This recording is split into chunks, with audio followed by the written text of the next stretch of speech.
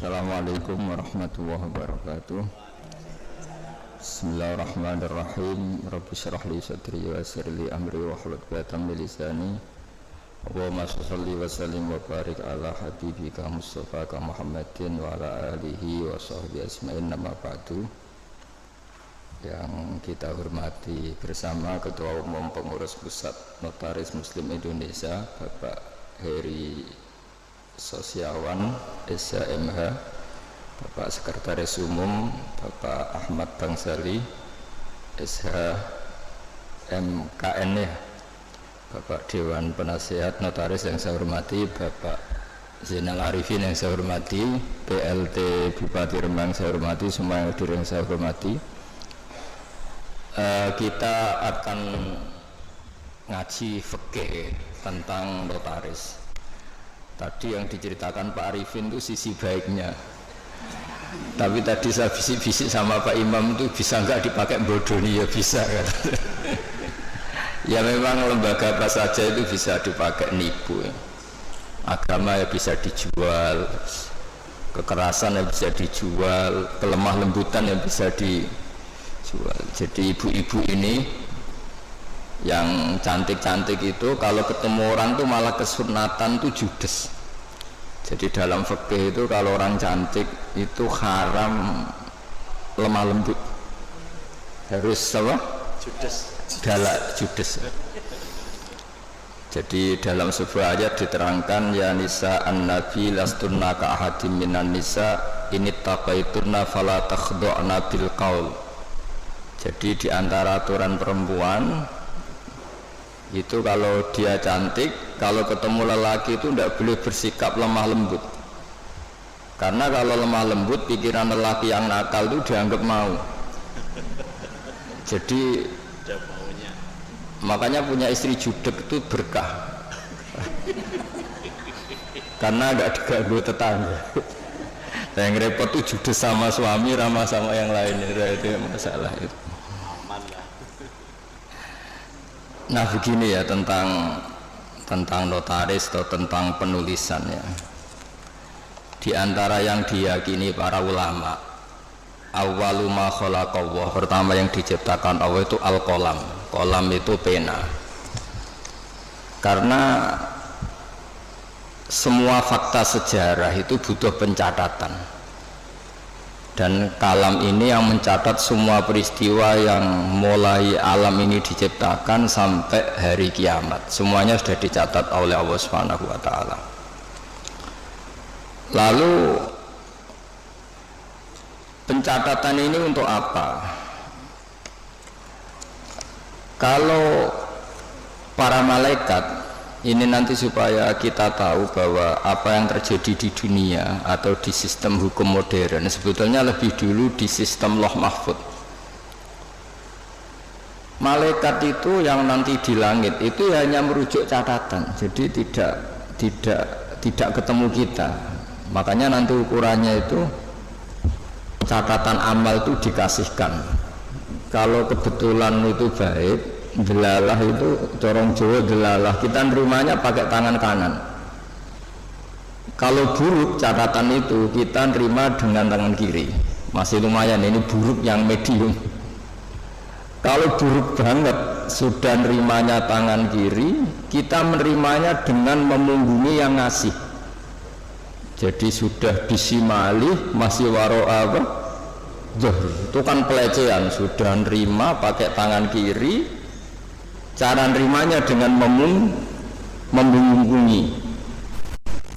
Nah, artinya kalau orang modern bilang catatan itu penting untuk sebuah bukti atau akte itu penting untuk legalitas hukum atau apa saja, sebetulnya Allah mengelola alam ini mulai dulu itu sudah pakai catatan. Jadi masyhur itu kita mungkin hafal, ini tak carikan ayat-ayat yang mungkin Mas Arifin biar gampang hafal, itu yang juz 30 saja. Hafal 30 juz atau juz 30? Ini pendereknya Mas saya, Mas Arwani, ini penderek Mbah Mun, tapi kayaknya tidak meyakinkan hafal Quran apa enggak kayaknya. Wa inna alaikum lahafidin, terus apa kiraman katibin, terus ya'lamu nama taf'alun. Jadi semua itu berdasar catatan, terus catatan itu dikasihkan. Ketika dikasihkan itu catatan itu berdasar apa? Lah saking baiknya Allah itu, kalau baik ditulis 10, kalau buruk ditulis apa? 1. Tapi banyak ulama yang ngendikan begini, untuk diterima sebagai baik itu banyak syaratnya. Misalnya sedekah, materi yang diberikan harus thayyibah, harus baik, dari pekerjaan yang apa? Halal, dengan niat yang baik, yaitu ikhlas. Jadi baik itu memang ditulis 10, tapi catatannya agak banyak, aturannya agak banyak. Nah, buruk itu ditulis 1, tapi nggak ada catatan. Sama ndak bisa misalnya habis malam terus ada dosa, tadi saya ada ikhlas itu. Ndak bisa. Habis korupsi, insya Allah korupsi saya nggak diterima Allah, dan saya nggak ikhlas itu. Ndak bisa. Sementara sholat itu ditulis 10, tapi untuk menjadi sah itu catatannya banyak.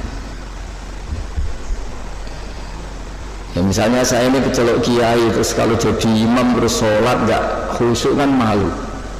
Akhirnya ya khusyuk saya ini mu'allal, ada penyakitnya, karena demi jaim lah, jaga apa? Imam. Kayak saya misalnya bupati kok gak ngomong kesejahteraan rakyat itu kan ya malu, akhirnya ngomong. Apa betul hatinya gitu apa enggak ya gak tahu. Jadi ribet. Untuk kebaikan itu ribet. Saya kiai ngomong agama, ini demi penjelasan agama apa profesi, apa cari keuntungan juga nggak pernah tahu. Sehingga agama ini tidak hanya ngeritik orang fasik, tapi yang ngeritik ulama. Sehingga Imam Ghazali itu ngarang Ihya, itu diantara juz-juz awal itu ngeritik ulama, itu aneh. Kenapa itu aneh? Karena wong Imam Ghazali itu ulama, kok karangannya justru ngeritik apa? Ulama. Karena agama ini datang untuk membenahi semua. Saya ulang lagi, agama ini datang untuk membenahi semua, termasuk membenahi sistem keulamaan. Di antaranya aturannya adalah ilmu itu harus tercatat. Jadi notaris itu nggak boleh bangga, sebetulnya itu mengikuti tradisi tertua dalam sejarah alam raya ini. Awwalu ma khalaqallahu itu al-qalam. Ya tentu di atas itu semua ada Nur Muhammad SAW, tapi ini kita bicara al-qalam. Nah kenapa semuanya harus tercatat? Saya sedikit cerita. Banyak ulama yang berpendapat, pertama yang bikin kolam yang bisa memanfaatkan atau menggunakan alat tulis itu Nabi Idris. Itu beliau nulis terus. Sehingga beliau itu warfa'nahu makanan aliyah, termasuk nabi yang punya derajat yang tinggi karena jasanya itu suka nulis. Nah akhirnya ini saya cerita ilmu keahlian yang saya tekuni, keahlian disiplin yang saya tekuni. Ketika Rasulullah SAW masih sugeng, itu semua yang dilakukan itu dicatat. Andai kan nggak dicatat, maka kita tidak tahu mana yang dulu, mana yang belakang, dan nanti punya efek hukum yang dulu bisa dinasah, dibatalkan oleh catatan yang lebih baru.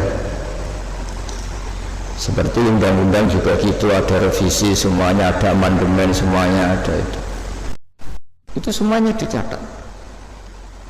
Tapi jangan katakan catatan itu mengikat, ya tidak juga, karena yang bohong juga banyak. Sehingga dalam ilmu hadis ada hadis maudhu, dipalsukan. Jadi kalau notaris kok ceritanya baik semua kayak Pak Arifin, ya tidak mungkin hadis saja bisa dipalsu, apalagi notaris akte. Itu di Jakarta saya sering ketemu orang-orang kaya, kalau cerita satu tanah sertifikatnya bisa 3, asli semua. Ya kan ribet. Nah, kalau di dunia perdukunan itu semuanya bilang punya Nogo Sosro asli semua. Sing ahli Istanbul ya semuanya punya Istanbul, semuanya ngeklaim asli semua. Jadi catatan itu penting.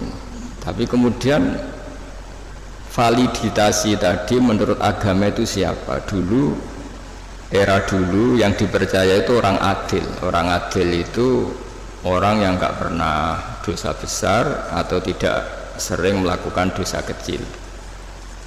Lalu dunia ini bergeser lebih mendengar ke saksi ahli. Ini yang mulai agak ruwet menurut agama, tapi tidak ruwet menurut ilmu modern. Yaitu saksi itu harus orang yang ahli, yang membidangi itu. Padahal ahli itu biasanya ya ahli dalam bidangnya, juga ahli ngakali.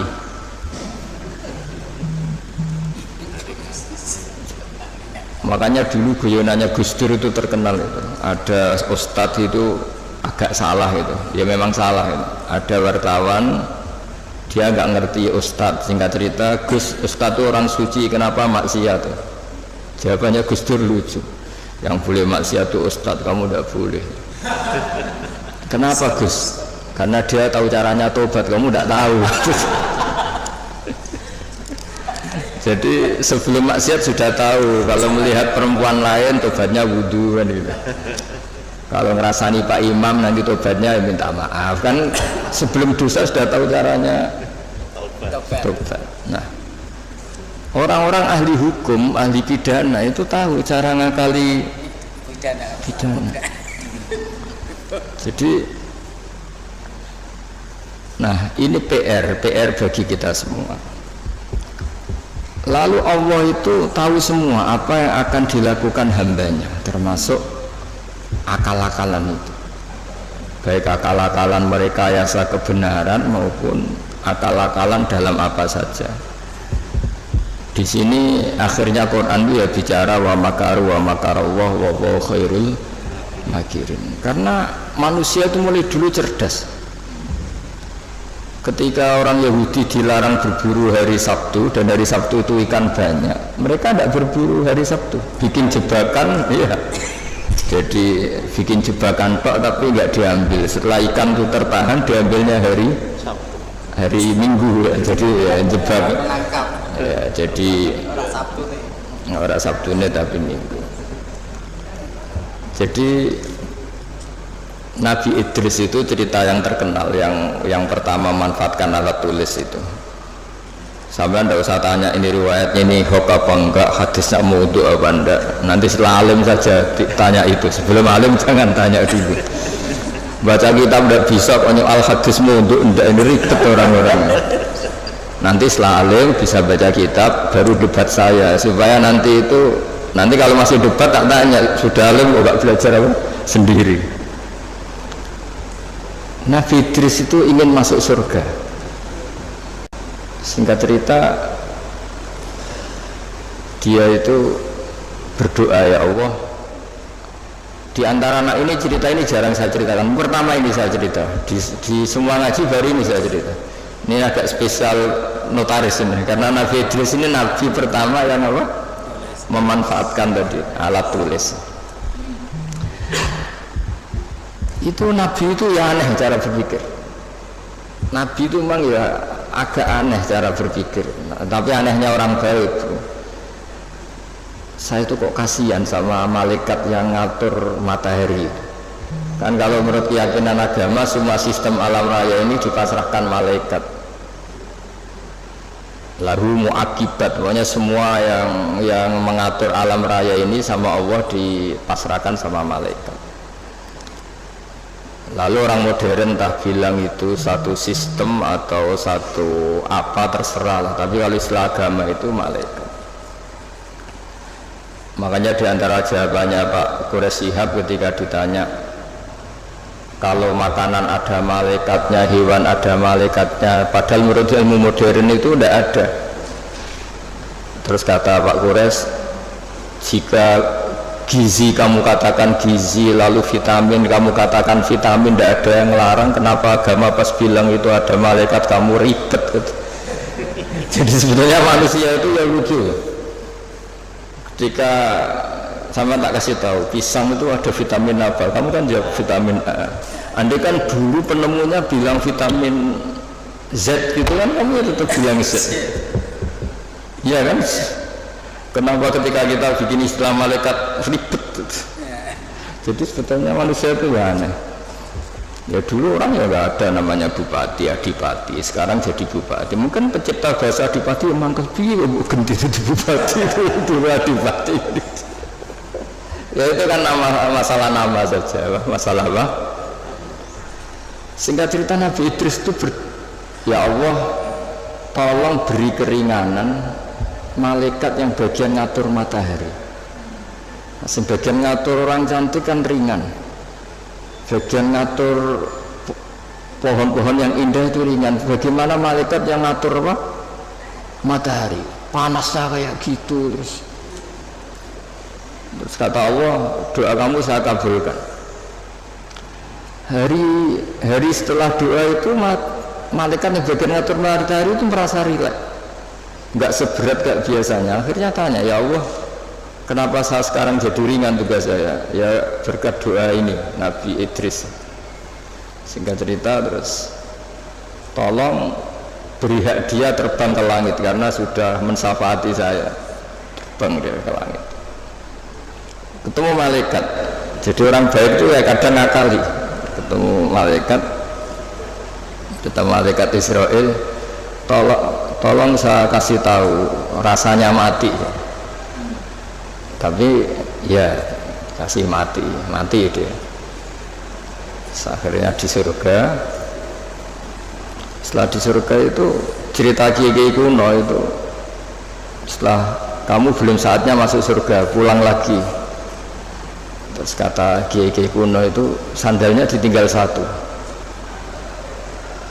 Terus kata Nabi Idris, saya belum bisa keluar Gusti sebelum sandal itu ketemu. Lah surga itu luas, dicari sampai sekarang nggak ketemu. Makanya warfa'nahu makanan aliyah itu ada ulama mengatakan di antara nabi yang nggak meninggal selain Idris, karena beliau sekarang itu masih tertahan di surga nyari sandal. Itu ya gara-gara ngakalin malaikat Israel akhirnya mangkel. Ini kan orang belum mati, tadi kan mintanya mati itu uji coba, kenapa mati betulan terus gak mau kembali. Ini cerita. Jadi Allah itu saking baiknya, kadang-kadang kesaksian orang yang agak-agak nipu itu ya diterima. Dulu itu ada orang saking percayanya hadisnya Nabi. Ini cerita nyata itu, tapi saya tidak ingin dijadikan syariat. Ada orang tuh saking percaya sama hadisnya Nabi. Dalam hal itu bagus, tapi dia harus nipu untuk mengaplikasikan itu. Yaitu ada hadis, siapa yang mati disaksikan orang sekian, dia orang baik, maka dia akan masuk surga. Dia itu enggak orang baik sama sekali, akhirnya nyewa orang. Pokoknya nanti kalau saya mati, kamu harus bilang saya ini orang baik. Nyewa. Tiga kali. Bayar saya. Iya, supaya punya akte bayar. Tapi tidak tahu kalau contohnya itu tidak tahu. Semoga itu tidak terjadi. Atau kalau terjadi ya semoga tobat. Akhirnya itu bayar betul. Dari rumah sampai kuburan ya orang-orang ini iya lagi itu, ini orang baik, ini orang baik, ya khair itu. Itu diampuni sama Allah. Allah bukan nilai bayar nyuapnya, tapi nilai wong itu cek percaya nih beda Kanjeng Nabi. Salah hadisnya. Jadi orang itu mempunyai sisi aneh. Jadi sudah tahu kalau yang legal formal notaris, ya sudah berusaha dapat notaris. Di satu sisi mengaku ini legal formalnya hukum harus punya akte supaya jadi dari segi ngaku itu legal formal yang diakui negara bagus, tapi dari segi cara mendapatkannya ini yang masalah kan. Jadi iya sih enak ya enggak, ini cerita aja. Saya ini tidak termasuk dia yang bisa disuap, artinya kalau mau ngomong ya ngomong aja. Terus diundang notaris, terus muji-muji terus ya enggak, itu mari tidak adil gitu ya biasa. Jadi sama Allah dimaafkan, bukan nilai apa tadi uangnya, tapi nilai dia percaya sama bahwa yang disaksikan orang sekian tuh masuk surga. Jadi kita tidak pernah tahu cara pandang Allah, dan ini harapan ya bagi kita semua yang sering salah. Mungkin tidak sekedar pernah salah, saya ini sudah jujur sering salah, sehingga di teks hadis memang kullu bani adam khata'un wa khairul khata'in at-tawwabun. Setiap dari bani adam itu sering salah. Khata' itu bukan khotik, kalau bahasa Arab itu ghafir itu mengampuni, kalau ghafar sering ngampuni. Wahib itu pemberi, kalau wahab sering memberi. Kayak kalau bahasa Arab itu kalau diikutkan wazan fa'al itu mubalaghah. Masih ingat ya? Masih maju masih. Ini masih. Ya, masih maju dia. Jadi itu kadang-kadang hubungan manusia dengan Allah itu kita tidak pernah tahu. Dan Allah itu unik. Kadang itu kalau dicatut itu kadang ya suka, kadang ya tidak suka. Kita tidak pernah tahu karena Allah itu yaf'alu ma yasha. Pernah ada seorang yang nakal lah, preman lah, nginjek orang yang sedang sujud. Kita kan sepakat yang nginjek itu salah. Kita pasti sepakat yang nginjek itu salah. Kemudian yang sujud ini entah saking nyuwun sewu budunya karena dia ada orang alim, atau saking emosinya bilang gini, wallahi la yaghfiru wallahu lak, demi Allah, Allah tidak akan ngampuni kamu. Ini pelajaran bagi kita semua. Terus Allah mewahyukan, ini ada di Sahih Muslim, Allah mewahyukan sama Nabi di era itu, kulli fulan itu yang sujud, yang soleh ini, man dzalladzi yata'alla alayya alla aghfira li fulan. Beritahu orang yang sujud ini, yang soleh ini, kenapa dia mencatut nama saya hanya satu sepihak. Saya ini Tuhan loh, bisa aghfir, bisa u'adzib, saya ini bisa memaafkan, bisa menyiksa. Kenapa sifat saya yang diceritakan hanya saya pasti menyiksa? Ini tidak fair kata Allah. Kan ini hanya diceritakan demi Allah, Allah tidak akan memaafkan kamu. Loh, saya ini Tuhan, bisa saja memaafkan, saya ini punya sifat ghafur, kenapa yang diceritakan pasti tidak fair, tidak memaafkan? Jadi kita tidak, padahal kita secara fikih suka memihak yang sujud kan tentu. Itu ibarat satu keluarga nakal, terus kakaknya bilang, nak sepeda motor mbok dol mesti bapak mesti ngamuk. Jebule bapak era ngamuk. Lah do sepeda sapa narawai bapak malah koyo tangga ribet. Kita tidak pernah tahu tingkat pemaafnya orang tua. Nah, kita hubungan dengan Tuhan kalau kita soleh seringnya gitu. Dengan kita Allah memaafkan, dengan orang lain tidak. Tidak bisa seperti itu. Allah tetap punya sifat dua, diulang-ulang tuh. Yaghfiru liman yasha wa yu'adzibu. Tapi inginnya kita sama orang lain, apalagi itu musuh kita, Allah yu'adzibu ma yasha, tapi dengan kita yaghfir. Jadi Allah itu kita atur kan. Itu tidak boleh. Allah tetap yaf'alu ma yasha. Jadi bisa saja saya nanti masuknya surga itu dulu Pak Imam saja, meskipun hanya PLT Bupati, bisa saja. Karena Allah yaf'alu, masa boleh saja. Tapi ya boleh juga kalau dia dahulu saya diusir lagi ya boleh saja kan. Tapi yang jelas itu Allah nggak suka dicatut sepihak, itu nggak suka. Nah, sehingga maksud saya ngaji di sini. Ketika kita sudah punya legal formal akte misalnya, jangan lalu melupakan bisa saja fakta sebenarnya tidak seperti itu. Karena tidak gampang, legal formal mewakili fakta itu tidak gampang. Saya cerita sedikit ini sekaligus peringatan bagi semua yang nangani hukum lah atau legal formal. Saya juga pernah didolani Dirjen Kemenhum. Saya sering cerita dulu ada orang bercekcok di depan Nabi, 2 orang. Itu Nabi cara ngendikan tuh hati-hati sekali. Fala Allah ba'dukum alhana min ba'din. Mungkin diantara kamu ada yang lebih fasih berargumentasi. Faat dia kemudian saya putuskan sesuai argumentasi yang saya dengar karena lebih meyakinkan. Akhirnya saya menangkan.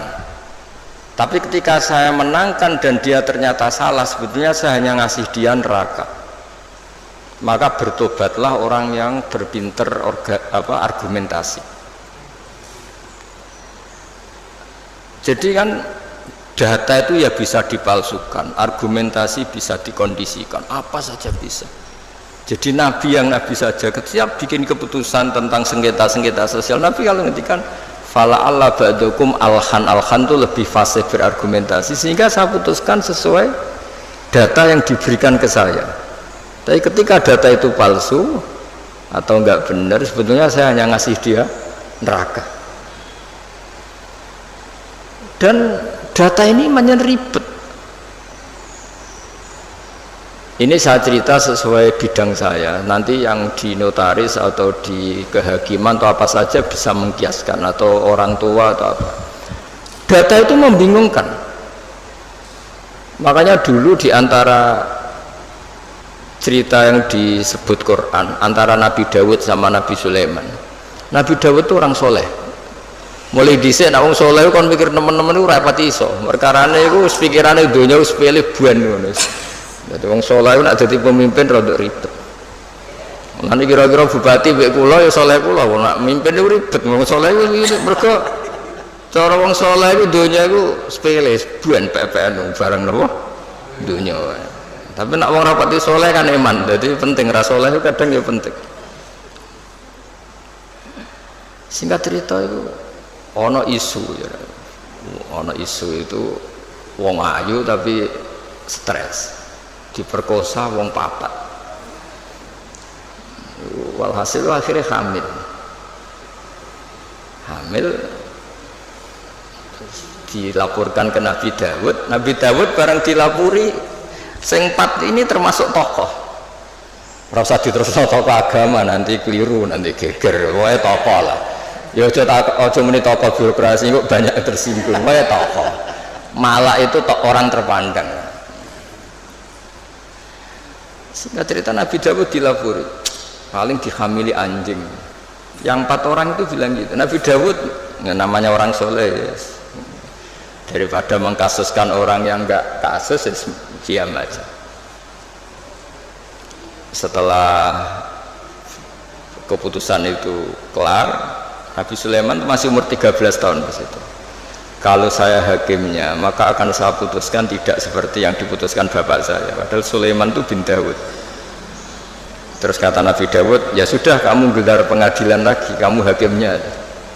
Jadi dulu itu biasa anak sama bapak beda itu biasa. Kalau urusan ilmu biasa. Kalau sekarang ada anak beda geger, sebenarnya itu biasa tuh.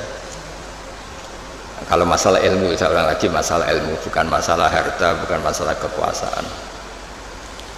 Akhirnya Nabi Sulaiman, dan ini menjadi ilmu yang sekarang ditiru para intel, para kasat reskrim, para itu.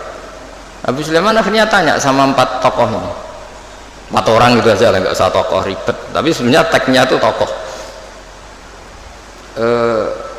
Dipanggil satu-satu. Yang merkosa itu anjingnya warnanya apa? Hitam katanya. Dah kamu kesana. Yang kedua ditanya warnanya apa? Merah. Padahal 4 orang itu ketika di depan Nabi Dawud 4-4-nya bersaksi bahwa itu diperkosa anjing. Semuanya menyaksikan. Nabi Dawud memutuskan ya sudah anjing gitu. Nabi Dawud nggak mau ribet. Berarti sudah merah, hitam, putih. Tidak tahu yang keempat jawab ungu apa gak ada aja. Pokoknya 4 ini warnanya beda-beda. Setelah satu-satu terus dikonfrontasi bareng. Kamu tadi bilang apa? hitam, kamu tadi bilang apa merah, kamu tadi bilang apa putih, katanya menyaksikan bareng, kenapa anjingnya jadi beda-beda? Berarti kamu bersekongkol bohong ya. Wah, akhirnya ngaku kalau keempat ini yang tadi yang merkosa. Jadi apa ya, menghakimi itu tidak gampang. Sehingga di Quran itu kalau Allah muji Nabi Daud itu hanya dipuji kebaikannya, diantaranya inna sakharna ma'hul jibala yusabbihna seterusnya. Tapi ketika masalah hukum kata Allah fafahamnaha Sulaiman wa kullan atayna hukmau wa ilma. Jadi kalau masalah kecerdasan memberi hukum itu kata Allah fafahamnaha Sulaiman, cerdas anaknya. Begitu juga ketika ada mbak sama adik punya anak, sama-sama punya anak itu kalau kecil kan wajahnya mirip-mirip saudara ya, anaknya mbak sama adik. Singkat cerita di tengah hutan itu dimakan oleh serigala. Ya kalau sama-sama cantik anaknya kan mirip-mirip karena bersaudara. Nah sing sitok Afrika, sitok Indonesia kan raine sekarang video, ini kan sama-sama satu klan yang sama, satu marga. Setelah dilaporkan Nabi Daud, beliau memutuskan sesuai yang meyakinkan argumentasinya. Diputuskan, ya sudah yang hidup ini milik kamu. Misalnya menang adiknya. Ya sudah, karena kebetulan yang sebetulnya punya bayi tadi tidak bisa berargumentasi. Akhirnya Nabi Sulaiman ya sama, kalau saya hakimnya tidak saya putuskan seperti itu. Ya Nabi Daud ya fair, silahkan gelar apa pengadilan lagi, digelar. Kata Nabi Sulaiman, ambilkan sapeso ya. Daripada dua bersaudara ini bersengketa, bayinya dipotong dua ya, dibagi katanya. Ini yang mbaknya ini yang tadi kalah itu langsung spontan, tidak ada, itu tidak bayi saya, silahkan dikasihkan adik saya. Sing adiknya tenang saja. Terus adiknya ditanya, kenapa kamu tenang saja? Kalau adiknya harus dibagi. Akhirnya dimenangkan mbaknya. Pikirannya Nabi Sulaiman, membiarkan bayi dipotong dua itu tidak naluri seorang ibu, mesti jadi kira bener. Sing mbaknya karena ingin bayi ini nggak dipotong sampai rela dikasihkan orang lain, sementing bayi saya hidup. Ini naluri seorang ibu. Nah, ini kepintaran Sulaiman. Jadi dia memanfaatkan psikologi untuk memutuskan siapa yang. Sebetulnya di notaris, di kehakiman bisa pakai teori itu. Ono wong kok oleh ngajakno permohonan wis bulat terus. Sajane Gusti alamat terus. Karena kata Nabi itu semua riwayat mengatakan al-haqqu sahlun, kebenaran itu nyaman. Bawaannya kebenaran itu nyaman, ditanyakan tetangga-tetangga yaitu miliknya, ditanyakan kerabatnya yaitu miliknya. Tapi kalau barang nggak bener itu mesti mubang. Kan harus ngambil data-data yang nggak valid divalidkan yang apa. Sebenarnya kalau barang hak itu pasti gampang. Tapi masalahnya selalu ada orang yang pinter berargumen. Nah, makanya terus ada aturan tadi al-bayyinatu alal mudda'i. Jadi mudda'i itu orang yang mengklaim itu harus lebih punya apa? Bukti. Tapi lagi-lagi ini masalah-masalah yang kita di zaman akhir itu kemudian ada profesi yang kadang-kadang nyuwun sewu keahlian itu lebih dipercaya ketimbang kesolehan. Saya itu kalau boleh komplain itu ya komplain, tapi SKBU takdir. Misalnya ini contoh ya yang terkait kita nekuni agama. Kita ini tentu suka bela orang soleh, itu suka. Kalau saya nuruti hirah diniyah itu bela orang soleh itu suka. Tapi kita juga harus tunduk sama sifatnya Allah Ta'ala itu wa yaghfiru liman yasha, juga kita harus tunduk bahwa Allah bisa saja mentobati siapa saja, kapan saja. Jika Nabi itu kalau disuruh masuk nama munafik itu ya nggak mau. Bisa saja Allah itu aradawahu bi khairan, entah kapan. Kayak apa bencinya Nabi sama Wahsy karena membunuh orang paling dicintai Nabi itu Qatilu Hamzah. Tapi malah Wahsy dikasih apa? Tobat sama Allah. Makanya kata Imam Ghazali, berapa orang sing sabbal anbiya akhirnya yatubu alaihim. Itu yang akhirnya iman sama Nabi itu dulu orang-orang yang pernah ingin bunuh Nabi. Iya, Abu Sufyan itu yang mimpin perang Uhud, Abu Sufyan mimpin perang Badar, Abu Sufyan. Tapi akhirnya tobat jadi mertuanya Nabi. Sehingga kita ini atas nama agama juga ininya bela orang soleh mati-matian. Tapi atas nama agama juga memberi harapan kepada orang yang sedang fasik, karena banyak cerita mereka itu tobat. Sehingga kalau kita atas nama ilmu ya sudah ngikuti cara Allah ngendikan. Misalnya liyadzawwa shadiqina bisidqihim wa yu'adzibal munafiqina ya insa'a aw yatuba. Sudah, kita harus ngomong 2 kali. Allah menyiksa orang munafik itu ya insa'a kalau Allah ingin, aw yatuba atau Allah memberi tobat. Jangan karena kita marah seakan-akan orang itu pasti kena siksa. Tidak mesti juga, bisa saja Allah ngasih ampunan. Makanya ada 2 hadis terkenal dalam hal ini.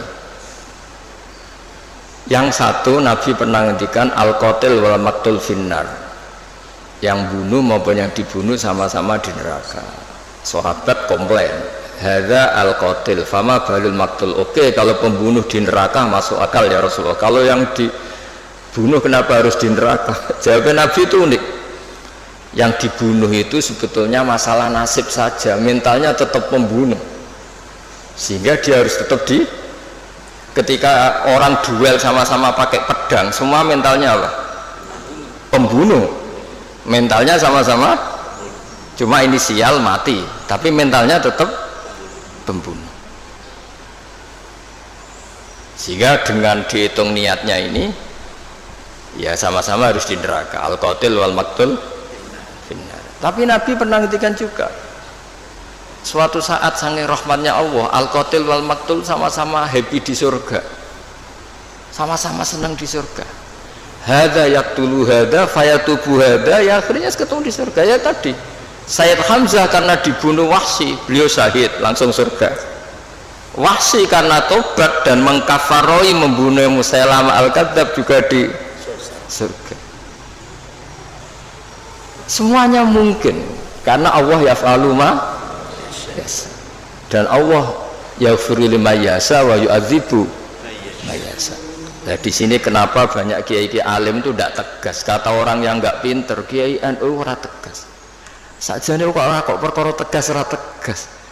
Ya pancen ngaji, ya untuk ngaji wis ngene iki.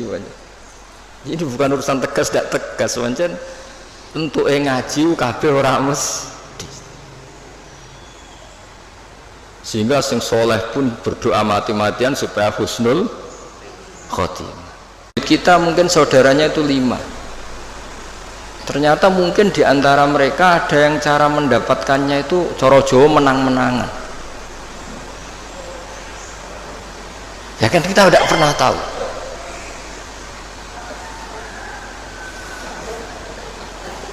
Ya kita tidak pernah tahu. Makanya di sini dibutuhkan selalu nopo?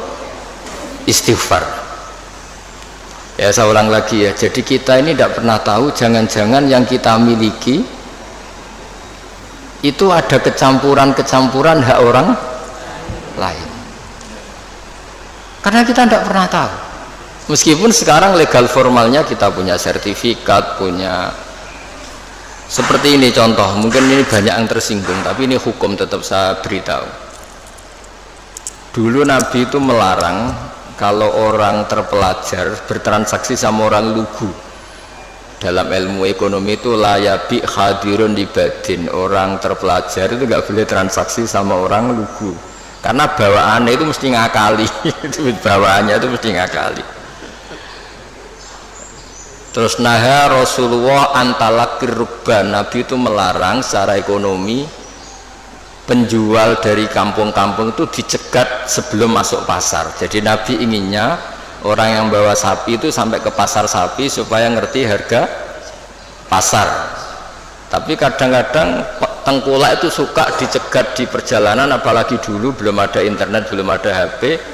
Terus orang dicegat ngertinya yaitu sudah harga terbaik, padahal itu harga paling murah. Itu sehingga naha Rasulullah antalakir rubban. Terus di kitab Fathul Mu'in, ini dengerin semua maklar-maklar ini supaya tobat. Di Fathul Mu'in itu walayasihu bi'fuduli, jual belinya maklar itu nggak sah di kitab Mu'in.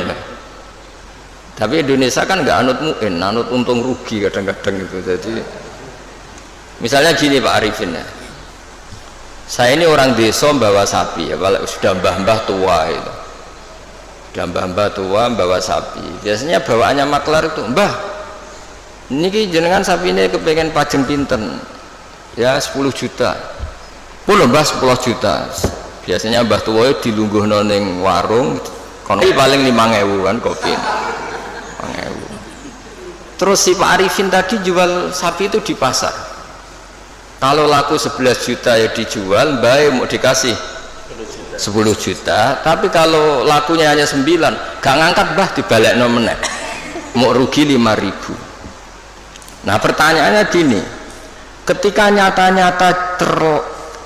nyata-nyata laku 11 juta, uang 11 juta itu imbalannya sapi apa imbalan omongannya Pak Arifin? Harga sapi apa harga enggak, sapi itu masih milik siapa coba? Mbah itu, berarti uang 11 juta itu milik siapa? Mbah itu. Tapi kamu ikhlas enggak nyetorkan 11 juta? Mana cari nih 1 juta berarti ini mesti mbah mau kan sampean kepengen 10 juta, itu 10 juta. Pertanyaannya tetap saja secara fikih 11 juta itu semuanya milik mbah tadi, karena yang kamu jual masih. Nah sebetulnya ada cara supaya halal. Mbah sapi tak utang, berarti kalau diutang nanti ketika payu 11 juta ya kamu ya gak masalah kan posisinya mbah sapimu payu dol piro 10 juta, oke 10 juta tak utang mbah ya, berarti payu 11 juta kamu bayar 10 juta, tapi resikonya nak payu 8 juta kamu tetap bayar 10 juta. Tapi kalau selama akadnya maklar itu yang kamu jual tetap milik mbah itu, dan berapapun harganya uang itu ya milik mbah itu, karena as-saman fi muqabalatil mabi, harga ini tetap harga barang yang dijual, sementara itu masih milik mbah tadi. Jadi nah saya tidak tahu apa mazhab lain membolehkan itu enggak, tapi tetap normalnya itu ribet. Jadi makanya Nabi itu dulu itu nggak suka kalau ada orang lugu-lugu dagangan be pinter, nggak suka, sampai Nabi ngintikan layabi hadirun di badin, hadirun itu orang kota, badin itu wong bedui, saking inginnya itu. Nah artinya mungkin di notaris, di kejahakiman, di kejaksaan itu ojo sampai lawang terpelajar berperkara ambek wong lugu, bawaan iki bodoni, iki dibodoni kan. Apa juga kita harus pakai hukum seperti itu? Potongannya kok lugu mbek wong pinter, sik mbah ora babak, sik golek sing babak. Jadi ini kebenaran saya itu memang ingin mengungkapkan ya. Jadi cobalah perbaiki perilaku kita, jangan sampai ada pembodohan dalam perdagangan maupun dalam pendidikan. Lalu ketika kita komplain sama sistem pendidikan nasional, kenapa sering ada regulasi juga gitu, masa yang di NTT sama daerah-daerah terbelakang standar nasionalnya disamakan yang di Jakarta, kan nggak boleh. Sama sebenarnya di perdagangan juga gitu, masa orang pinter boleh kulak barang di daerah-daerah yang terpencil, mesti bawaannya juga ngakalin gitu. Jadi cuma ya gimana ya kita seperti itu mau, cuma ini cerita ngaji, kamu ngelakoni nggih monggo, mboten nggih istighfar, pokoknya ini kan cuma saya harus ngomong supaya orang itu ngerti lah sebenarnya agama ini menata semua. Soal kita tidak bisa melakukan itu ya kita istighfar, tapi agama ini sudah mengatur semua supaya sistem ini supaya mengayomi. Kan kula niku angger ana wong desa ngoten. Kadang-kadang kula niku kan kecelok kiai gede lah, kadang-kadang wong iku pengen Gus kula niku duwe tanah sak menten teng daerah niki dol Gus regane murah. Ayo mending sampean es pinter wae dagangan ribet pinter sik. Karena sampean wis butuh duit tenan nulung malah rapopo gak ribet, sanggep ae hibah kek-kekan mergo ribet. Lah saiki ora ngomong di dhuwit iku seneng wong desa tetep goblok. Dan tetep kena di akal. Makanya kadang-kadang nyuwun sewu dinas pariwisata barang enggak harus istighfar. Mesti istighfar tuh gini, kadang-kadang nyuwun sewu juga yang wisata. Yang wisata nak ditakoki, kenapa kamu suka main di daerah ini? Saya seneng, masyarakatnya masih tradisional. Oh, saja adol serabi isu-isu. Mereka ini bangsa kita yang juga ingin maju, tapi sing tukang wisata seneng nak mereka tetap desa, jadi gue tontonan, bukan gue objek. Kita ini katanya mau mengentaskan dari yang nggak terpelajar menjadi terpelajar. Kadang-kadang manusia pedalaman nyun sewu tinggal tontonan, manusia pohon tinggal udahlah kiai ya istighfar, saya sebagai ulama juga istighfar, semuanya istighfar. Bahkan Nabi yang sempurna, yang maksum, yang nggak pernah salah pun menganjurkan semua orang itu harus tetap istighfar. Tapi kamu misalnya benci dinas pariwisata ya keliru-kelirunya tadi, awal mereka terakses oleh publik ya gara-gara ini. Dan barokahnya terakses ini suatu saat anak-anak pedalaman ini akhirnya terbelah. Kita tidak pernah tahu hikmahnya. Jadi pokoknya semuanya terus butuh istighfar. Nggak bisa ndak. Ya misalnya secara legal formal Pak Imam ini PLT Bupati Rembang, mimpin Rembang. Tapi secara hukumnya Allah misalnya, jangan-jangan kamu pimpin tuh wali, orang wali mimpin wali kan ya kurang ajar misalnya. Jadi hukum ya semua hukum ya ribet kan nuruti hukum gitu. Tapi ya sudah kita ya ikhlas wae dipimpin panjenengan aturan dunia gitu. Makanya kalau nanti guyon mbek Pak Ganjar dinanteng dunia mimpin kula sono nang akhirat gentenan ya. Karena memang harus seperti itu. Karena jogeman ulama uga wali dari ning dunia dipimpin nang akhirat dipimpin menang ribet. Kutune gentenan oh gentian. Nah ini pelajaran bagi kita. Jadi di antara keinginan Rasulullah SAW itu orang-orang yang tertinggal itu sampai masuk pasar Pak Arifin supaya ngerti harga pasar sehingga mereka terpelajar. Sama lihat di bab di Sahih Muslim atau Bukhari itu betapa Rasulullah itu di bab B itu diulang-ulang itu. Nah Rasulullah antalakir rubban layabi hadirun libadin. Tapi ini orang sudah mulai lupa, malah seneng kalau ada orang-orang lugu seneng. Kulak ning desa wae ijek murah. Nah ini kalau apa? Artinya kan kita sebetulnya suka kalau bangsa kita ini dolan kono wae masyarakat ijek desa. Suweneng. Anak bangsa sendiri, saudara kita sendiri, kene wisata, dhuwur gubuk, ndelok petani ijek desa nu suweneng. Menawa ning atine kena diakali. Engko sing seneng rabi ya ngono, rabi ning kene wae murah. Irit. Aktif pengen. Jadi Rasulullah itu kayak apa hebatnya itu. Jadi di antara yang dilarang Nabi gimana? orang-orang desa bersentuhan sama orang, tapi yang dilarang orang kotanya karena ini yang dianggap subjek. Tukang bodoh nih. Nah ini enggak niat nyinggung siapa-siapa, tapi cobalah ini ngaji supaya apa, supaya ngerti lah bahwa betapa agama ini mengatur apa semua. Saya kira demikian. Assalamualaikum warahmatullahi wabarakatuh. Pakai ini ya benar. Terima kasih atas ilmunya Gus Baha, guru kita. Ya tadi sedikit kias-kias kita bisa mengambilkan manfaat lah ya kan. Kita sebagai pencatat beberapa transaksi.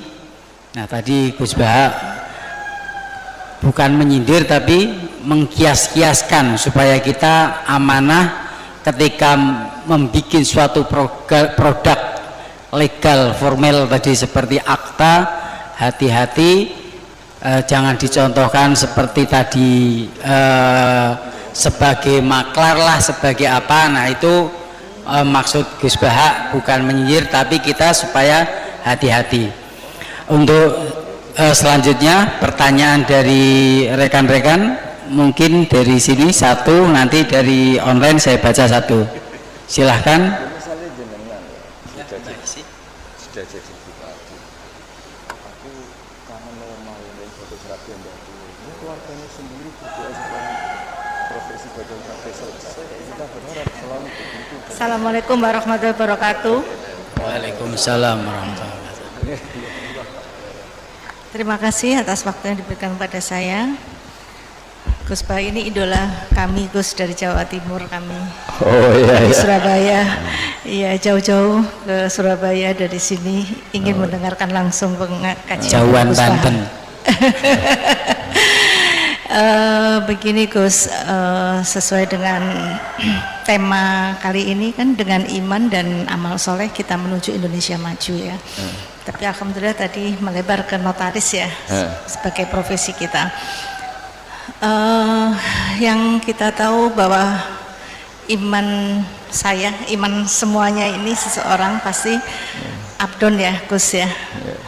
Nah bagaimana kiat untuk menjaga Yazid wa iman Yanqus. ini agar bisa stabil Gus Baha.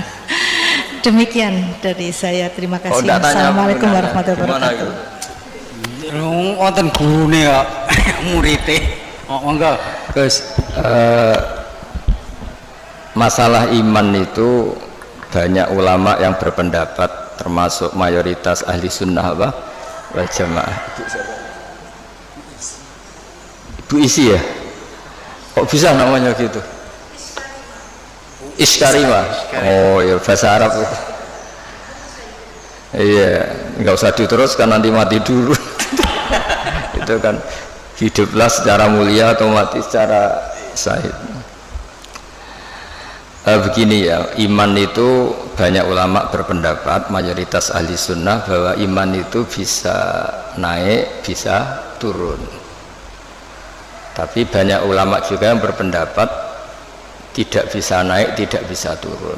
Karena iman itu tasdek, tasdek itu membenarkan.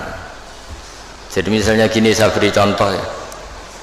Ini misalnya, ini warna biru ya? Biru. Saya berkeyakinan pulpen ini biru. Ya sudah biru. Ketika saya tidak menggunakan pulpen ini secara baik, saya tetap berkeyakinan ini biru. Ada orang yang berkeyakinan ini biru dan memanfaatkan kebiruannya. Ada orang yang berkeyakinan air itu menyegarkan, dan kemudian dia pas dahaga tidak minum. Keyakinannya benar tapi dia bodoh karena sudah ngerti solusinya minum kok tidak mau.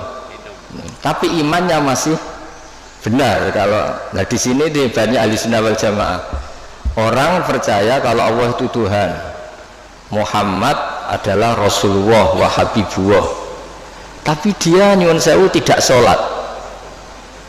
Menurut pendapat ahli sunnah wal jamaah, dia tetap entah kapan tetap masuk surga karena dia tetap iman. Orang yang mengatakan air itu menyegarkan itu masih waras, meskipun dia tidak memanfaatkan air itu. Orang yang mengatakan Allah itu Tuhan dan Muhammad kekasihnya masih waras meskipun tidak sholat. Nah di sini makanya pendapat ahli sunnah itu gimana? Orang yang meyakini Allah itu Tuhan, Rasulullah kekasihnya dan Rasulnya tetap mukmin, tidak menjadi kafir meskipun harus disiksa neraka lama sekali karena tidak sholat, tidak zakat. Nah ini penting saya utarakan, di antara pembeda ahli sunnah dan tidak adalah ahli sunnah tidak pernah mengkafirkan orang yang maksiat tapi tetap dosa. Nah sekarang begini contoh paling gampang, koruptor itu setelah korupsi masih warga Indonesia apa enggak? Masih kan? Penjahat juga warga Indonesia enggak? Jadi orang tidak tercerabut dari warga Indonesia hanya karena korupsi. Nah, jika iman dengan makna tasdik, maka iman itu seperti tadi. Tapi iman itu masalahnya adalah diantaranya itu kalau sudah percaya itu yang ngambil konsekuensinya. Nah, di sini mengalami yazidu wayangkus. Misalnya cara wong Jawa nek wis keceluk bapak ya tanggung jawab, nek wis keceluk suami ya nafakoi. Tapi pertanyaannya, suami yang sempurna gimana? Yang nafakoi, yang mencintai. Tapi jangan dibalik, kalau gak nafakoi terus gak suami, ya sama lah duwe suami mesti nganggur ya akeh. Jadi ini kan masalah-masalah yang menjadi perdebatan ulama. Nah kalau sama tanya gimana cara menambah imannya tadi dengan amal soleh, tapi saran saya di atas amal soleh itu ada yang namanya akidah, cara berpikir. Misalnya begini, saya ini sebagai kiai itu ya kadang-kadang takut mati, tapi kecil sekali saya takut mati karena setelah saya berpikir, dulu saya itu nggak ada, saya ini kelahiran tahun 70, sebelum tahun 70 itu saya tidak ada, tahu-tahu ada. Dan ketika ada saya tidak tahu cara ngatur jantung saya, paru-paru saya, sistem oksigen yang saya butuhkan. Artinya ketika kita hidup pun itu sebenarnya kita tidak pernah ngatur kehidupan kita.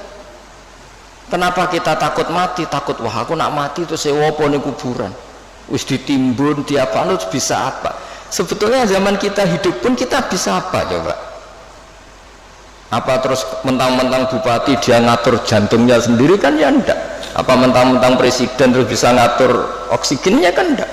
Sebenarnya zaman kita hidup itu ya enggak bisa ngatur diri kita. Makanya inna sholati wa nusuki wa mahyaya wa mamati lillahi rabbil alamin. Jadi ulama itu melatih itu. Makanya manusia itu pernah jadi janin, ini untuk pelajaran. Kata orang-orang tasawuf, janin itu ya pernah protes sama Allah. Ya Allah, kenapa saya punya kaki? Memang yang untuk apa? Karena dia di kandungan ibu, masih di rahim. Untuk apa punya kaki? Saya tidak perlu jalan-jalan. Untuk apa punya tangan? Tapi setelah lahir baru tahu gunanya kaki sama tangan. Nanti mati juga gitu. Artinya zaman kita hidup sendiri itu tidak bisa ngelola kehidupan kita sendiri. Kita tidak bisa ngatur jantung kita, paru-paru kita, tidak bisa. Tapi gara-gara keangkuhan kita, seakan-akan ketika kita hidup itu bisa menentukan semuanya. Padahal tidak, sama saja. Nah, dengan begini terus kita iman tuh gampang. Ya sudahlah, paling mati seperti itulah. Saya zaman hidup ya tidak ngerti cara ngatur hidup. Toh nyatanya hidup paling pas mati juga Allah cara ngelola kehidupan kita setelah mati. Ya sudah. Saya itu bayangkan gini Pak Arifin, saya pernah ada sekumpulan dosen ngaji saya di Jogja, tak jawab itu sampai banyak yang nangis. Saya bilang gini, andai kan Anda jadi Tuhan, susah mana mengembalikan orang seluruh dunia hidup lagi sama bikin Nabi Adam. Karena ini banyak yang ilmuwan biologi, susah bikin Nabi Adam. Karena ketika Allah bikin Nabi Adam itu kan bikin master. Di Nabi Adam itu tersimpan miliaran atau ratusan miliar orang yang akan hidup ila yaumil. Allah harus bikin satu sistem gen yang berpopulasi, yang melahirkan populasi utuh lagi. Itu kayak apa desainnya, susahnya. Di Nabi Adam itu awal mula coba. Harus bikin sperma yang nanti itu jadi indukan semua sperma seluruh dunia. Jadi cara ilmuwan nak wis ana dibalekno gampang, wis ana datane. Ana aktene cara notaris. Artinya apa? Sebetulnya alam seluruh manusia ini pernah ada di satu fisik orang, yaitu Nabi Adam. Lho cara sampean dadi ilmuwan, susah gak gawe Nabi Adam. Bikin manusia master yang nanti melahirkan miliaran orang dan semuanya mandiri. Setiap kelahiran itu kan punya jantung sendiri, punya paru-paru sendiri, punya. Terus masternya itu bikinnya gimana sebenarnya? Dan setiap jantung itu punya sistem sendiri, punya urat sendiri. Dan itu dulu dipadatkan di siapa? Nabi Adam. Makanya Allah tuh sering cerita, kalau kamu tidak percaya kenapa saya bisa mengembalikan kamu selamati, coba kamu berpikir kama ba'da'ana awwala khalqin no itu dari tanah dan kemudian jadi manusia. Ya sama lah, setelah itu nanti jadi tanah tak jadikan manusia lagi, masalahnya apa? Kan nggak pernah ada masalah kata Allah. Nah itu juga cara-cara menambah apa? Keimanan, maksud saya seperti itu. Ya saya kira demikian. Kemudian ini saya satu dari online ya kan, yang lagi ngetren katanya nih Gus. Jadi sekarang ada katanya haya alat jihad. Oh provokator ini. Nah ini pertanyaannya dari Mas Faris Sidoarjo. Bagaimana kriteria batasan sehingga dikatakan pemberontak pada pemerintah yang sah atau buhot? Dan kemudian bagaimana menyikapi kejadian yang lagi ngetren viral tentang adzan ajakan jihad? Apakah itu ada tuntutan dari Nabi atau tidak, atau termasuk bid'ah? Oh. Nah, berat. Enggak, biasa aja kan. Enggak, ini kalau notaris bakas ini aneh. Pertanyaan umum ini. Enggak, sebetulnya semua orang tahu kok apa adzan itu ya dengan kalimah-kalimah yang sudah seperti itu riwayatnya dari Rasulullah Shallallahu Alaihi Wasallam. Dan kita masalah jihad juga ngerti lah, dulu bangsa kita ini dijajah Belanda ya mereka otomatis jihad. Dulu Mbah Hasyim ya bikin resolusi jihad, semua itu kan muqtadul hal, sesuai konteks. Nah, kalau dalam keadaan damai juga orang nggak suka jihad ya, karena ya saya pernah baca di beberapa kitab kewajiban jihad itu penting. Andaikan dulu tidak diwajibkan jihad ketika kita dijajah Belanda sama Jepang, itu juga bingung. Andaikan Islam tidak punya ajaran apa? Jihad itu. Tapi ketika hukum itu berdasar muqtadul hal, maka hukum itu menjadi gugur ketika muqtadul hal itu tidak ada. Jadi tanggapi saja secara ilmiah. Jadi kita juga kebingungan loh, andaikan dulu nggak ada bab jihad di fikih itu ketika kita dijajah apa? Belanda. Coba ketika kita dijajah Belanda, dijajah Jepang, terus ajarannya mau kasih sayang tok. Monggo. Pek, monggo pendet mawon. Andaikan dulu nggak ada ajaran jihad kan ketika Belanda jajah di Tegal di mana? Ini monggo pendet mawon. Kan ajarannya wong tua dhisik kan ngalah. Ikhlas. Tapi barokahnya ada apa? Ajaran apa? Jihad. Kita bisa melawan Belanda dan merasa jihad fisabilillah. Tapi di mana-mana jihad itu ya ada konteksnya. Ya dulu kenapa Rasulullah tegas ya? Karena memang harus tegas. Rasulullah jelas benarnya, musuhnya jelas salahnya. Di zaman akhir itu tidak segampang itu. Jadi ini nggak usah jadi jawaban yang perlu dibentur-benturkan, biasa aja, normal saja. Saya dengan Mas Imam ini ya karena dia tamu tak hormati gitu. Tapi kalau mulai ganggu waktu saya tidak saya hormati lagi kan nggak ada. Jadi ya sudah normal saja. Makanya ini dilatih lah, ngadepi fenomena apa saja itu dihadapi secara normal saja, karena agama ini menyediakan apa? Semuanya. Termasuk menurut saya kita harus berjuang supaya tradisi kita superior, karena kita pejabat, kita tokoh, terus nganggap desa-desa terbelakang objek itu jangan. Kayak ya tadi, kayak kita anggap desa-desa terbelakang ini jadikan wisata karena udaranya masih segar gini-gini. Oke, kalau itu awal dari kita kenal orang-orang desa nggak apa-apa, tapi kalau awal menjadikan itu objek, wah enak beli tanah di sini murah itu, wah enak nikah di sini murah gitu. Paling dipakani sakmene wis gelem itu kan. Terus jadi intinya itu ya seperti itulah. Saya mohon semohon-mohonnya agama ini datang dengan nggak suka naman, nggak suka adu-adu. Jadi yang tukang adu-adu ya harus tobat, itu ancamannya berat. Termasuk adu-adu itu yang menyampaikan kalam ini, omongan ini untuk membenturkan ini, untuk membenturkan ini, sudahlah. Kamu bayangkan ketemu Allah itu berani tanggung jawab apa enggak? Kita semua maksudnya. Sehingga jangan pula yang suka Islam rahmatan alamin terus nggak ngomong babji aja, jangan juga. Dulu kita tidak bisa bayangkan ketika ada Belanda, ada Jepang, andekan orang Islam nggak disangoni kewajiban apa? Ya, tapi semua itu ya ada muktadal halnya, ada konteksnya, terus ada ya ini normal saja.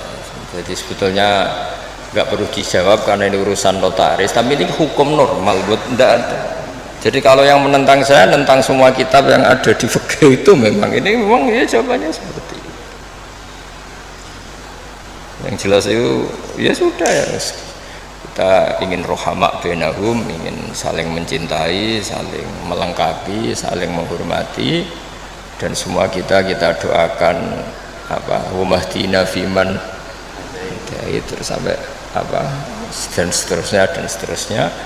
Dan selalu guru-guru kita, Mbah Mun, bapak saya itu kalau setiap ketemu orang, ketemu kelompok tertentu itu mesti doanya Allahumma alif baina qulubina wa aslih dzata bainina, supaya kita itu baik-baik saja. Karena menyatukan hati itu ya tidak gampang. Rasulullah yang kekasihnya saja dingendikani pangeran, aku sendiri Muhammad yang menyatukan hati antara Aus dan Khazraj. Lau anfaqta ma fil ardi jami'an ma allafta baina qulubihim walakinna Allaha allafa bainahum. Jadi kalau ingin Indonesia damai, semua wali maupun tidak wali, apalagi yang jabat ini harus berdoa. Yang bisa mendamaikan itu hanya kersane Allah. Kita tidak bisa. Bupati, wakil bupati, roto-roto ya seangkatan, bariku ya tarung. Itu sudah sunnatullah. Jadi artinya makanya diantara sifatnya Nabi di beberapa kitab dulu itu apa? Mengumpulkan api dan salju. Ketika Ka'bul Akhbar dan banyak peneliti Taurat itu ngerti Nabi punya sahabat yang bernama Abu Bakar yang dingin sekali, dan punya sahabat Umar, itu yang dimaksud. Jadi mengelola hatinya orang itu. Apalagi ngelola 2 istri atau 3 istri dari zaman itu, susahnya ilmu tersendiri. Iya itu kan ya ilmunya dapat. Jadi saya mohon sekali lah bahwa kita harus sering berdoa, Allahumma alif baina qulubina wa aslih dzata bainina, dan kita disatukan oleh Indonesia. Semuanya anak bangsa harus kita hormati, kita harus ingin Indonesia ini baik, lebih baik, karena PR kita ini banyak sekali. Jangan dihabiskan untuk hal-hal yang ya, jadi saya mohon sekali. Jadi ya sudah seperti itulah, gak usah ini bukan jawaban saya, jawaban nurani seluruh bangsa Indonesia, seluruh bangsa dunia. Itu kan ya normal, ini kan sudah sebenarnya nggak perlu dijawab, sudah normal, ini normal sekali. Memang ada saja. Ya niku maos mawon kula niku. Udah ini sudah selesai. Selesai. Lah niku tasih setunggal mari. Oh iya. Ya.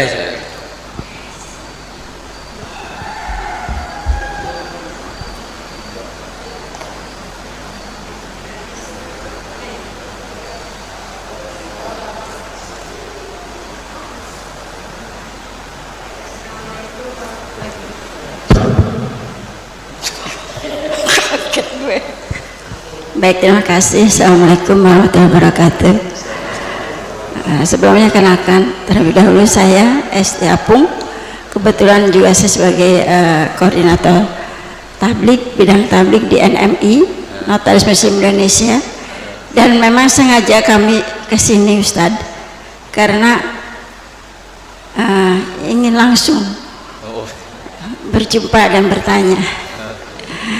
Harusnya di Sukabumi, tapi kami sengaja dari Jakarta ke sini.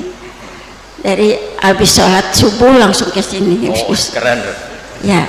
Kalau ini dekat kok. Jadi sampai sekarang belum makan Ustaz. Lapar. Jadi saya mau tanya tadi bahwa orang yang pertama mencatat adalah Nabi Idris. Ya, yang memanfaatkan. Ya, memanfaatkan. Kemudian juga pada saat tadi Gus bilang zaman Nabi pun setiap perkataan Nabi, setiap apapun dicatat. Mungkin ada sekretarisnya Ustaz ya. Dan kami sering menanyakan juga kepada ustaz-ustaz yang lain bahwa untuk notaris ini juga diatur di Al-Quran di surat Al-Baqarah ayat 282 kalau nggak salah. 282 Ustaz. Nah itu bagaimana kaitannya dengan peristiwa-peristiwa yang telah Allah berikan kepada Rasul-Rasul dan sehingga pada saat terakhir, kitab terakhir disebutkan bahwa setiap ada perjanjian atau apapun yang dilakukan oleh manusia itu harus dicatat dan disaksikan oleh 2 orang saksi. 2 orang saksi itu kalau perempuan maka sama dengan 1 laki-laki sama dengan 2 orang perempuan. Jadi kalau misalnya saksi berarti 3, kalau 2 perempuan berarti plus 1 laki-laki. Sementara kalau di dalam kehidupan kita sekarang karena berdasarkan undang-undang nasional, saksi itu mau laki mau perempuan sama Gus. Nah bagaimana menurut pandangan Gus? Di sini. Terima kasih. Assalamualaikum warahmatullahi wabarakatuh. Assalamualaikum warahmatullahi wabarakatuh. Namanya siapa ya? Baleni ku dadi MC ora jelas. Jadi tadi pertanyaannya Gus intinya tentang masalah persaksian dalam suatu akad. Di situ kan mungkin idza tadayantum terus di situ bisa hadatain. Nah, dua orang saksi. Nah, undang-undang jabatan notaris itu mengatur bahwasanya ketika ada suatu transaksi itu cukup dengan 2 saksi, mau itu perempuan-perempuan maupun laki-laki 2. Nah, sementara tadi yang beliau ketahui di ngaji-ngaji di pengajian kalau seandainya saksi perempuan harus 2, kalau seandainya mewakili laki-laki. Begini ya santai mawon ya. Niki biasa nderek Mbah Mun, kemarin sudah ke saya provokasi. Santai mawon gini ya, ini termasuk diantara kesalahan kita kadang bandingkan hukum fikih Islam dengan tatanan modern. Sebetulnya masalahnya ndak harus ekstrim itu gitu. Karena sesuatu yang nggak perlu dibenturkan ya ndak usah dibenturkan, ya biasa aja, hanya biasa aja begini. Sebetulnya ayat itu kan ada terusannya farajulu wa mra'atani mimman tardona minasyuhada. Ukurannya apa? Misalnya antadilla ihdahuma fatudzakkira ihdahumal ukhra. Jadi Abu Hanifah itu sangat longgar dalam bab usul fikih. Jadi yang diceritakan Quran itu itu tentu kondisi ideal versi yang paling baik, versi yang paling dapat ridha Allah. Tapi selalu saja, saya ulang lagi, selalu saja ada ruang di mana orang-orang ahli fikih bikin kaidah ma la yudraku kulluh la yudraku kulluh. Jangan kalau tidak bisa ideal terus sama sekali. Jadi kalau tidak bisa a'lal kamalat, jangan sampai tidak di adnal kamalat. Misalnya begini, kalau nuruti ideal, saksi itu harus adil. Adil itu orangnya nggak pernah dosa besar, nggak sering dosa kecil. Mana ada orang sekarang seperti itu? Terus saksi itu orangnya harus begini-begini. Nak nuruti istri juga gitu, kalau nuruti kriteria itu harus gitu. Nggak ketemu. Li jamali harus cantik, wa mali harus punya uang, harus punya nasab, punya agama. Pasti yang seperti itu tidak mau sama kamu kan gitu.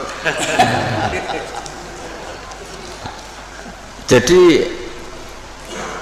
nah lalu inti daripada kesaksian itu qat'un niza.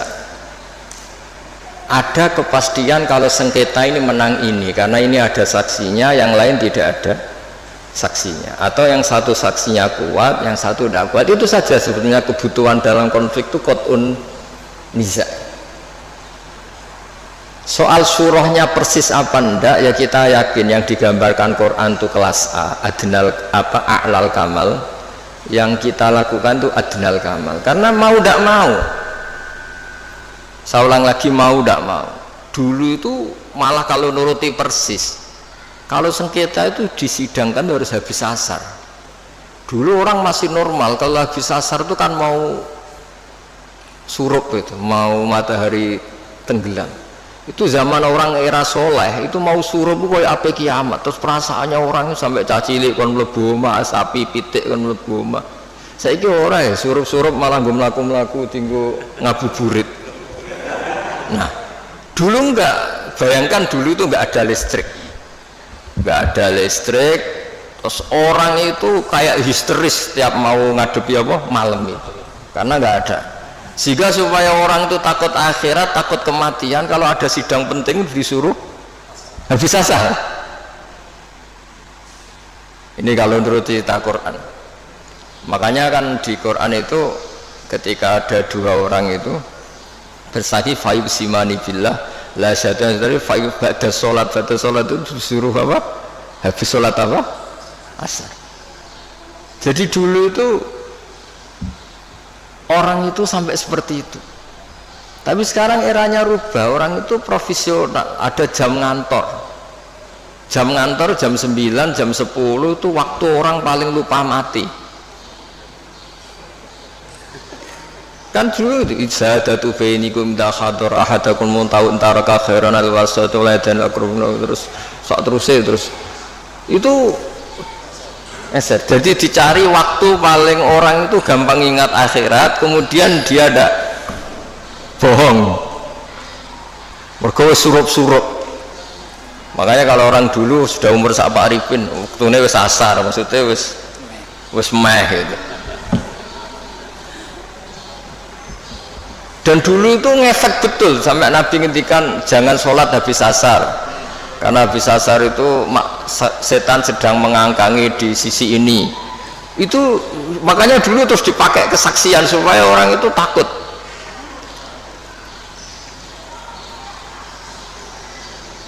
Nah, makanya saya cerita nggak perlu benturkan hukum fikih Islam dengan hukum negara, tapi kita juga jangan mengatakan terus sudah saatnya meninggalkan fikih Islam malah keliru lagi. Kita katakan tadi al-maisur la yasqutu bil ma'sur, yang bisa dilakukan ya dilakukan, yaitu tadi inti daripada kesaksian itu kan ada qat'un niza tadi.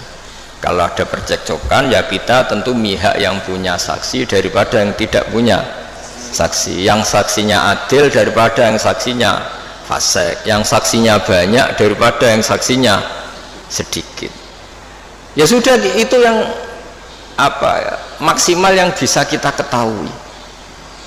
Bisa saja indallah sebetulnya salah, kebetulan ini saksinya adil, ternyata adil pesanan sudah didesain sedemikian, diset sedemikian rupa, dikondisikan terus. Ya kita tidak pernah tahu, makanya Sodaqah Rasul ketika kamu berdebat di depan saya, jangan-jangan di antara kalian cara berargumentasi lebih meyakinkan, kemudian saya menangkan. Sebenarnya ketika saya menangkan dan kamu salah, sebetulnya kamu tak kasih neraka gitu. Dan Nabi ngendikanya dengan penuh, ya Nabi punya karisma sehingga dulu tuh wong ape bodoh niku sorak sido saking wibawanya Nabi. Nah, sekarang nyari kodi yang wibawa kayak Nabi kan tidak mungkin, malah kodi ini wedi pesakitan yang mergo orderan misalnya kan ribet. Tapi jangan pula katakan gak usah ada kodi ada adil, malah gak karu-karuan dunia ini. Ya tadi kaidahnya Mbah Mun, semua ulama itu la yudroku kulluh la yudroku kulluh. Saya sering disewani santri atau masyarakat, Gus kula badhe pegatan bojoku cerewet judes ngene-ngene. Terus ketika tak bedheki gini rata-rata sudah pegatan. Enak endi keceluk di bojo ambek keceluk duduk. Isin ndi kira-kira? Isin duduk wis gitu. Wong lanang ngrati bojo iki ribet. Ya wis ora usah pegat. Paling gak ngamanno kowe status keceluk wong lanang di bojo gagah. Senajan nek ning omah diamuki ya ora usah mulai pada kono turu mulai. Jadi tadi apa malah yudroku kulluh la yudroku kulluh. Jadi kesaksian itu kan gunanya itu tadi, kalau ada sengketa hakim ini gampang mihak mana kan. Ya sudah, kalau notaris itu nganggep perempuan ini cukup dalam kesaksian, ya sudah, itu katakan hukum notaris. Tapi apa itu menghilangkan hukum Islam apa? Nggak usah gitu, itu nanti memicu. Senengannya kok memicu gitu. Ya kira-kira gitu ya. Masih ada waktu, Gus. Satu lagi. Kapan aja cerita. Ya enggak. Ya nggak apa-apa ya diterus. Oh itu masih ada itu. Silakan. Karena yang hadir itu spesial ya, jauh-jauh. Oh ya.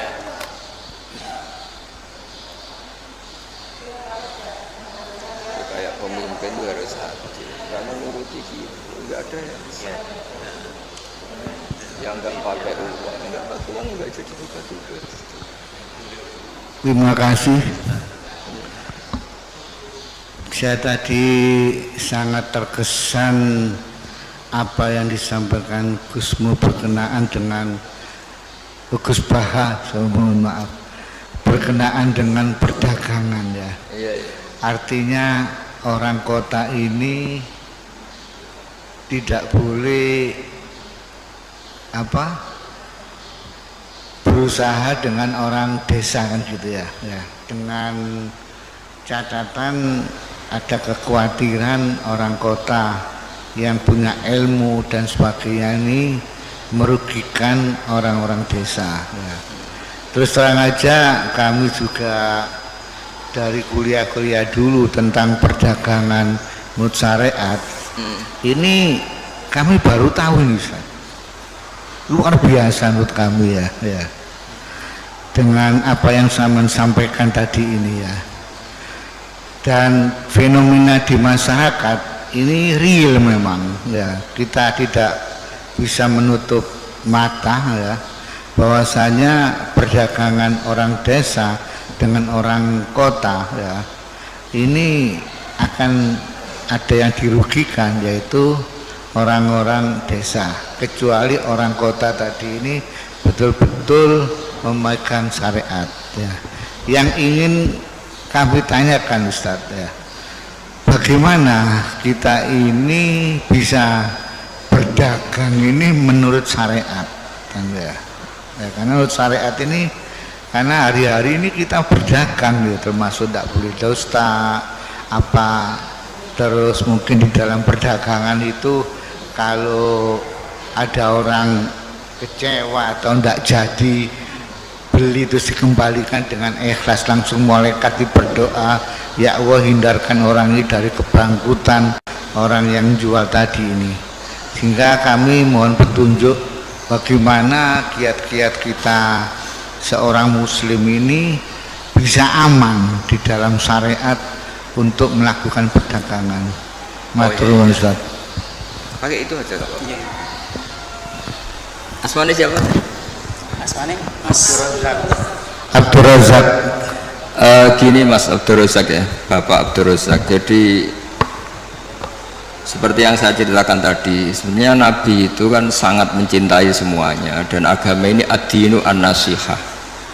Awal orang desa ngerti kota ya barokahnya orang-orang kota itu. Tapi ya diharapkan oleh Nabi perjumpaannya itu bukan perjumpaan kepingin ngakali, tapi memang ingin menambah atau transfer ilmu lah gitu.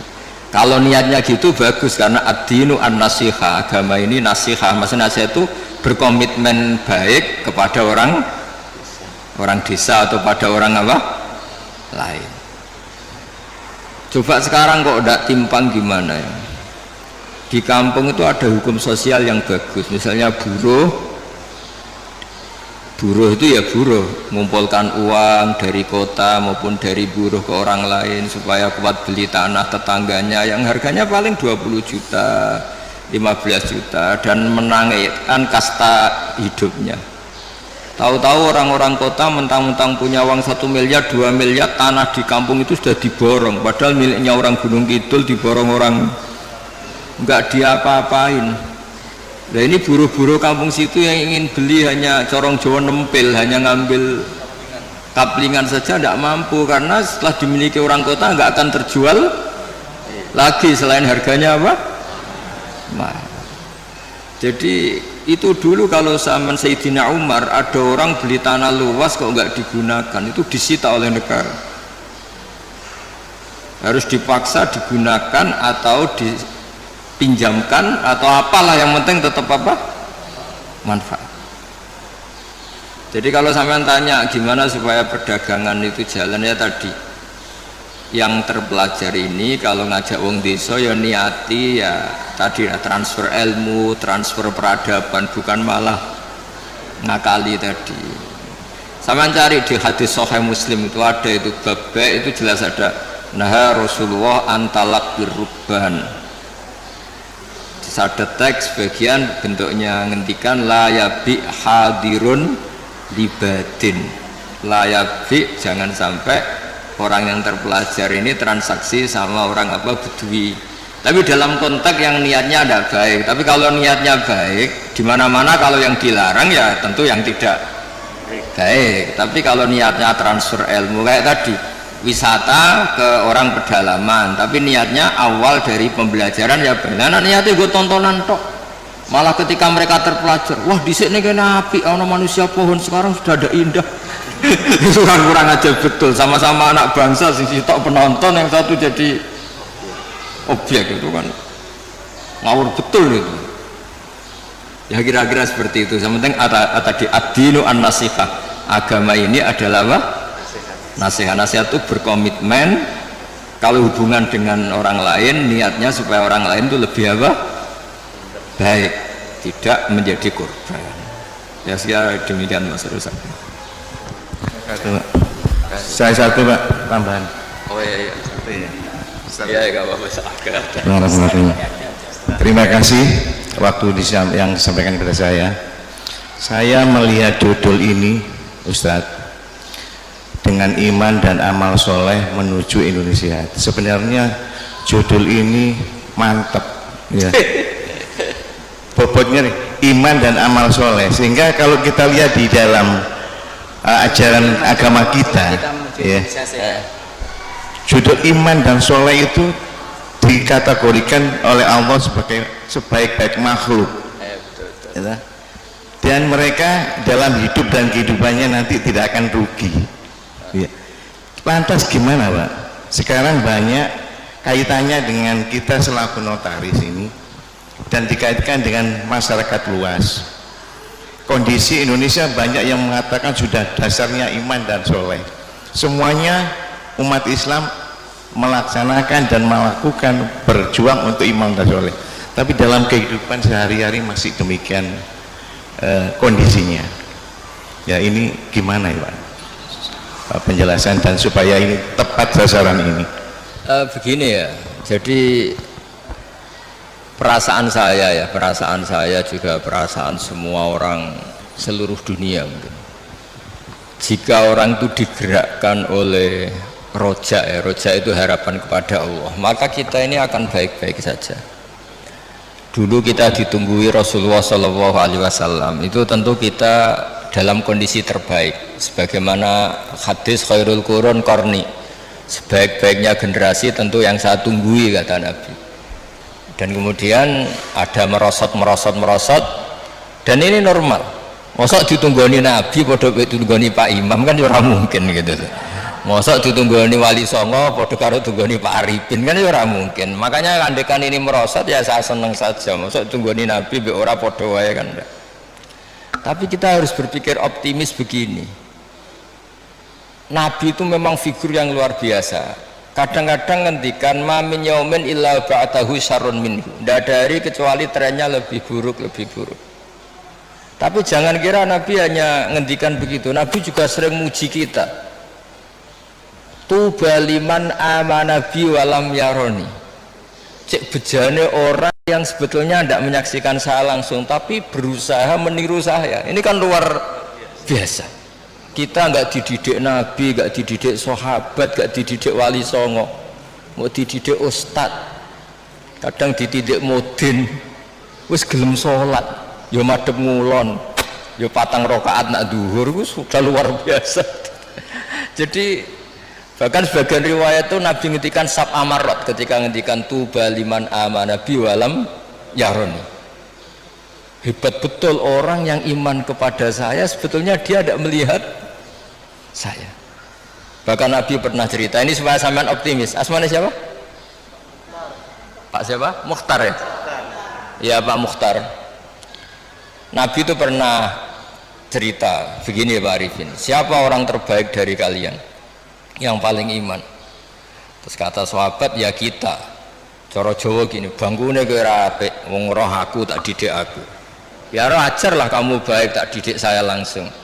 Ya malaikat yang di aras, kata Allah, wahai malaikatku, wajar dong kamu iman sama saya, wong kamu penjaga aras, tahu surga, tahu neraka.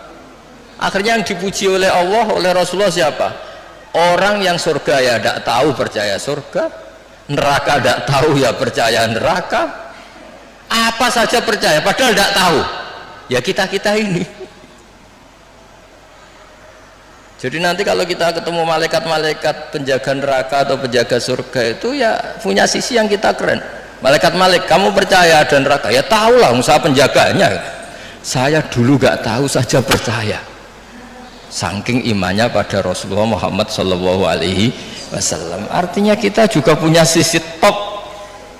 Wong ora roh kok iman itu kan luar biasa. Jadi ini supaya optimis ya. Jadi dulu Indonesia terkenal Buddha, Hindu, dan kita dulu minoritas. Lama-lama sekarang mayoritas, bukan sekedar mayoritas, bahkan memimpin. Rata-rata presiden, pejabat ya muslim. Ya trennya tetap naik lah. Kecil saya itu orang yang jilbaban hanya keluarga kiai. Sekarang satu kampung hampir jilbaban semua. Ya kita berpikir optimis lah, jangan yang pesimis. Jadi kalau trennya ya enggak coba. Dulu rata-rata pejabat kayaknya rapati sholat. Sekarang nak sholat itu ora keren ya.